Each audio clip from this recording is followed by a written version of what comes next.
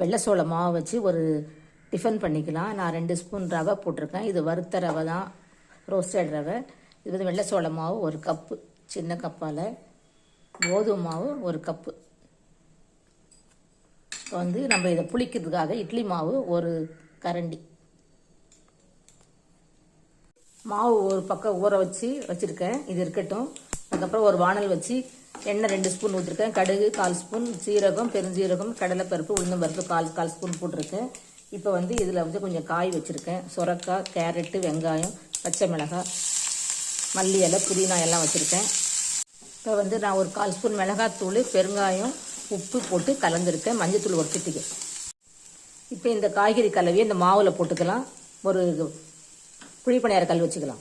கலந்து வச்ச மாவை பணியாரக்கல்லில் ஊற்றிக்கலாம். இப்போ எடுத்துக்கலாம். ஹெல்த்தியான இன்னொரு அடை செஞ்சுக்கலாம் பாருங்கள். நம்ம அதே மாவில்